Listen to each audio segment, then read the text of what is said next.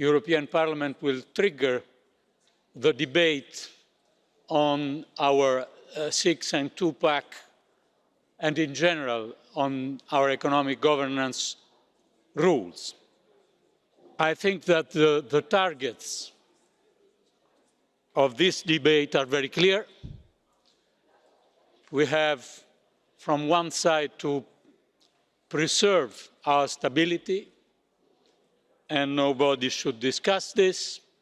On the other side, we have to relaunch our growth, and nobody should ignore this. The communication of the Commission, I think, gives a clear and honest assessment on the functioning of these rules in the last 10 years.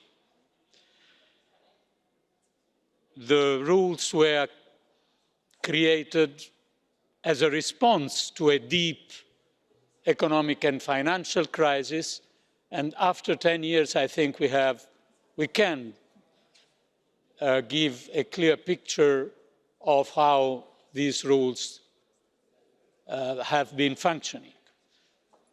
I think we had good results, first of all, in a better coordination of fiscal policies, both on timing and on content of fiscal policies among member states through the semester and all the surveillance process.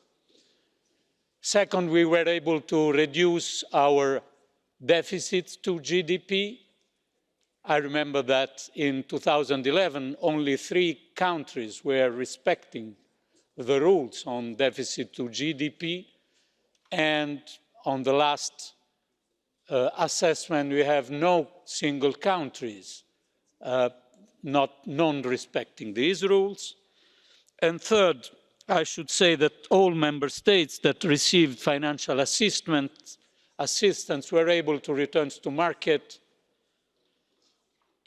also with difficulties, enormous difficulties from the social point of view, but they are at least back to the market.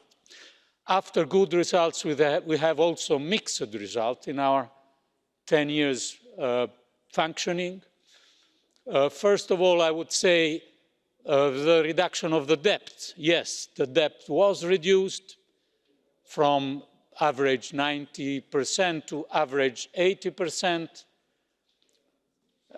And this could be a satisfactory level if we consider other economic global players. United States are at 115% of debt. Japan is 240% of debt. But we know that in this average reduction, we were not able to reduce high debt in several countries. So the discussion is still open. Mixed result also because of the complexity of these rules. And complexity could also be an intelligent way to deal with problems, but if complexity is too complicated, at the end, it reduces ownership and confiance from member states and stakeholders towards our rules. And finally, we had shortcomings, clear shortcomings. First of all, because we were reducing our public investments. Our public investments are not yet at the level they were 20 years ago. Second, because we were not able to reduce surpluses in countries with high level of surpluses. And third, because in general we had a pro-cyclical fiscal policies during this period, and we are now with the monetary policy at its lower bound, and this creates, if we are not able to have anti-cyclical policies, create constraints in our economic general situation. So, good results, mixed results, and shortcomings. What next? I think we live in a very different world, economic world, from the one of 10 years ago. We were able to overcome the deep crisis. We had several years of stable growth in all member states. Now we are since a couple of years in a period of slower growth. And the picture of next months and perhaps a few years is characterized by uncertainty. Uncertainty for internal reasons. I think, all saw the bad results in the last quarter of last year in some important European economies. Uncertainty due to external factors, trade relations that are not solved, Brexit, which is an open debate, and the consequences of coronavirus it is obviously too early to assess them, but for sure they contribute to this uncertainty.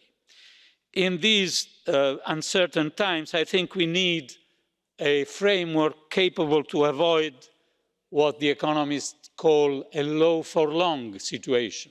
So a long situation of low growth, low inflation, low interest rates. And for this, this could be non-consistent with the strategies that we have in the green transition and in the digital transition. For this reason, the debate we are opening is very important. We will define the scope and the conclusions of this debate during the next months.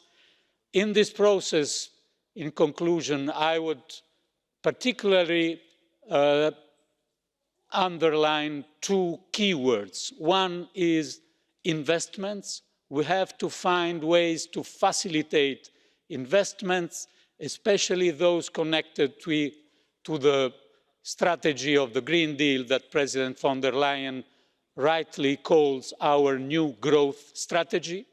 And second is simplification.